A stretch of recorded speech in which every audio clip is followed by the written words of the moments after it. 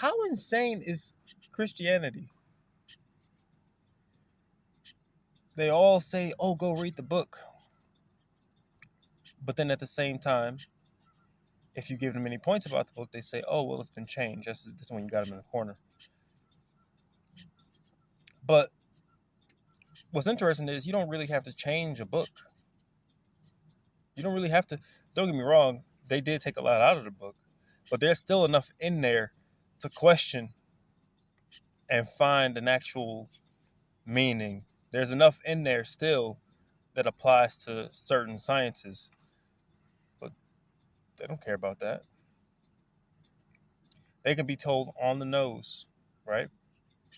What a scapegoat represents basically other people putting their evil off on another person or an animal and either sacrificing it by killing it or sending it out into the wilderness to be killed. All their evil is taken away. And then they want to say also that, well, I mean, that's what they do, right? They label other things evil. Everything else is evil but them. So pentagrams with goats in it. That's the source of Satan. That's evil right there. But then Jesus itself, the character itself, is like, use me in place of a lamb or a goat, which I think was inserted in there just because, of course, the part where he's tortured and killed, um, he's like, "Oh, forgive them, for they know not what they do." Ah, how is it that? How is it that this is how people get around Christianity being paganism or being polytheistic? They worship two deities, and in Catholicism they have a third Mary, and all the angels as well. But they have two deities. They have God, the Father, and Jesus, the Son, right? But then you talk to a Christian, they go like, "Oh no, Jesus is God."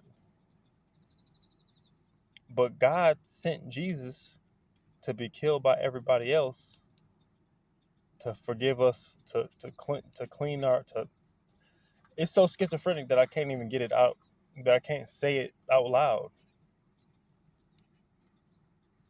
because if Jesus is God, then what's up with the scripture where he's talk? What's up with the parts where he's talking to God? Like, why would God have to ask himself in the fourth person? Is it fourth person? Forgive them. What? Why would he refer to himself as the son of your God? That's stupid. That is so stupid.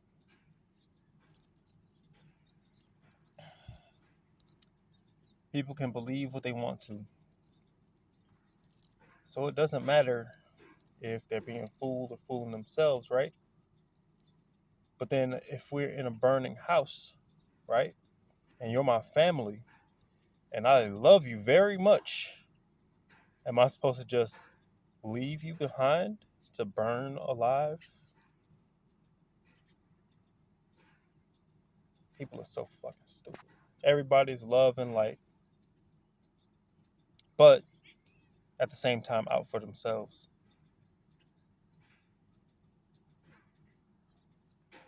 And this includes people who claim to be spiritual as well. Don't get me wrong, you can be spiritual, but just don't contradict yourself when it comes to what it is that you speak. Don't say, you know, love and light, but hey, people are gonna burn alive. It's all good. Let them believe what they want to believe, you know, even if they believe that they don't want to be burned. I say at least try a few times and then leave.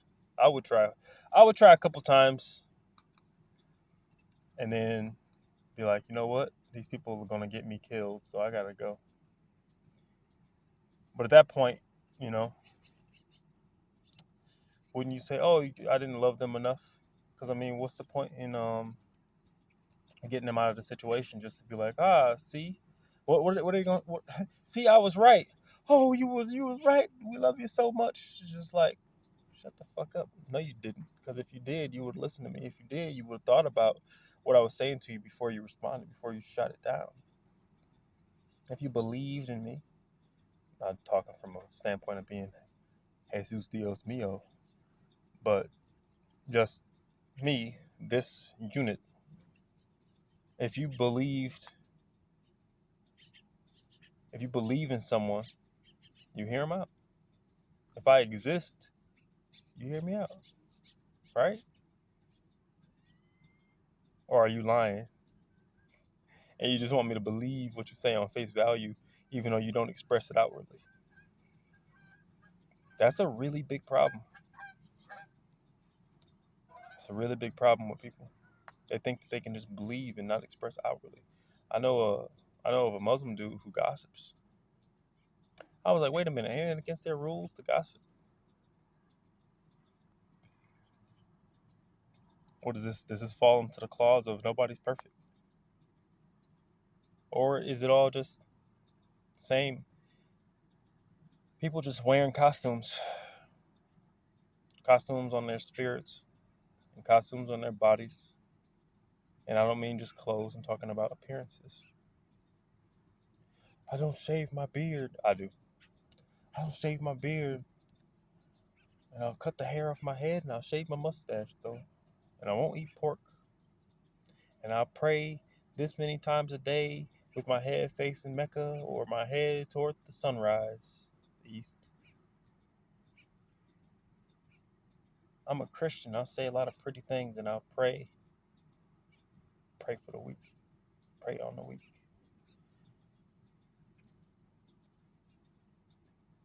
I don't believe. I fear magic. You shouldn't be doing magic. You shouldn't practice this and you shouldn't practice that. Meanwhile, your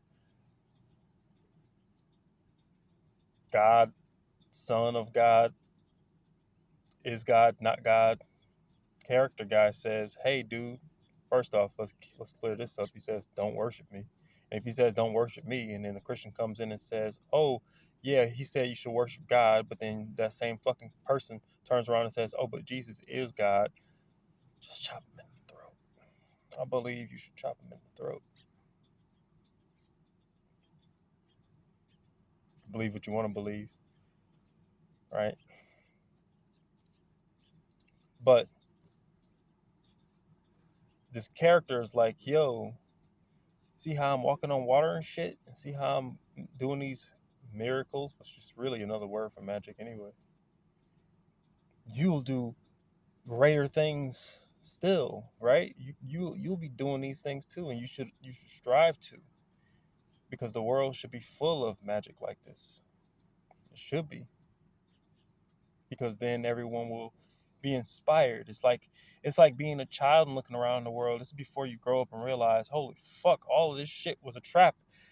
They lied to me. Like everything starts getting darker, like the Harry Potter universe. It's like, oh fuck, it's all magic and cool, and we got friends, and we do this, and then this all of a sudden, boom! It's just this darkness is taking over his life, and you can maintain this childlike, I wouldn't say naivete or whatever fuck,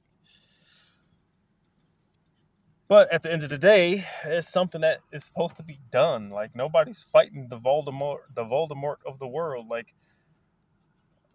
it's crazy. It's crazy. And it's all around us. It's all around us. And the mind control is all around us. And there's so much damage control. There's so many programs in people's minds that you can't even really get them to hear or see or really feel. And their feelings may seem deep, but in truth, they're shallow.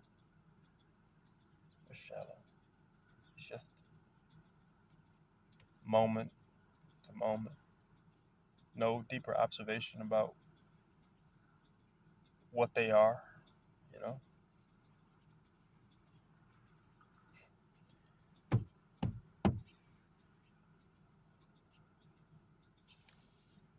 a lot of people really should go into studying what it is, what a demon is, or daimon, because they would get a lot of answers. Things that we call like anxiety and depression, and whatever else. I mean, don't get me wrong. I think everything has a pure form, but then there's also this idea of smaller and greater demons. And I'm looking around and I'm seeing like, wow, these people haven't mastered the smallest. They haven't mastered the smallest of demons. They haven't mastered the smallest of those things that whisper in their ears and cause them to do foul things toward people, or you know, those things that people do when they feel like nobody's watched. They haven't stopped. They haven't grown, and then they laugh at people. They laugh at people that are going through things. They laugh at people who have made themselves gentle, even though they have been through so much. They've been through so much that they could clear out a whole room if they wanted to, you know, but they just don't. They don't want to be that, you know. And but maybe it'll happen.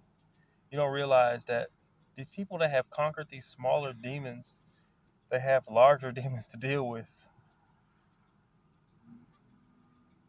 And there's a lot of people that have gone through things that haven't conquered those smaller demons still, that still don't really comprehend at that level, and haven't gotten to the bigger fight yet. And I do think that people with the smaller demons, they get a lot of confirmation bias on who and what they are, because you get a lot of chances to succeed. It's like a virus. They have this virus that is appeased because they so readily spread it to others. They so readily infect others with this virus, with this little thing, this little pain. They attack other people the way that they do. They put people down, laugh at them, steal from them. You know, these little things. You know, where they're basically trying to make other people miserable. It gives them this little bias. It's like they're rewarded. You see how all these people they have all these things. Then you get into these larger demons, right? Or better yet, sorry, I meant to say if you don't appease those those demons, then what happens? You get attacked from all sides. Jordan Peterson talked about uh, basically clearing yourself of your own darkness, or what he considers being toothless, or someone who doesn't attack others. He basically said, well, if you did that, then you had no bite to you, then people will hate you. Is that not the story of Cain? I'm not a Christian, and like Freeman L. Bay spoke, um, the Bible is not a Christian book. It's not. It's not. It's really not. But somehow they have it, and they still don't recognize what's happening. So,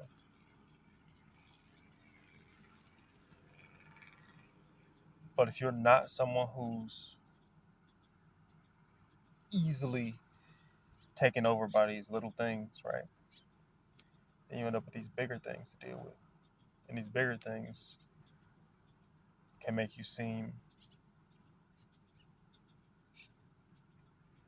I would say, psychopathic. I hate that word, psychopath. Psychopath.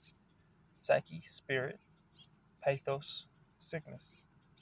But then we have path in English, and the path is a way. So isn't it funny how psychopath technically speaking, is matched etymologically with spiritual path or spiritual way. That's weird. This place is fucking weird. But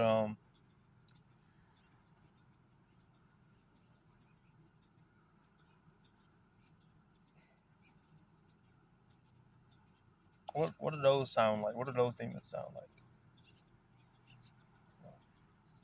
I think people should watch Insidious 3 up to the last key.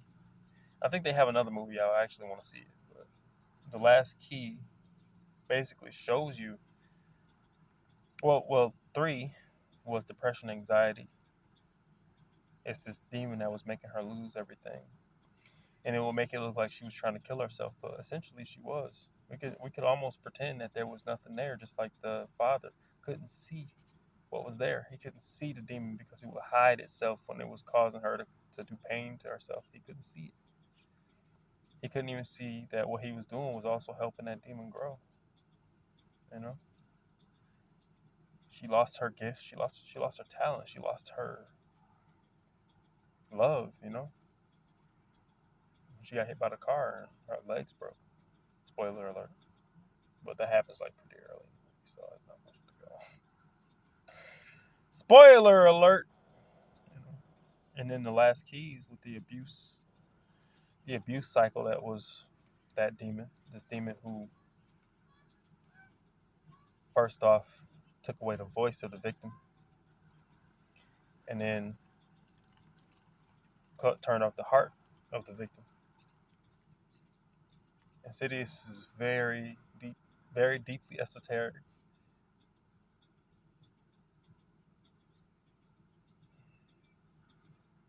We have a problem. Too many believers, man. Too many fucking believers. Too many frauds, man. They're faking. They're faking. How you know they're faking?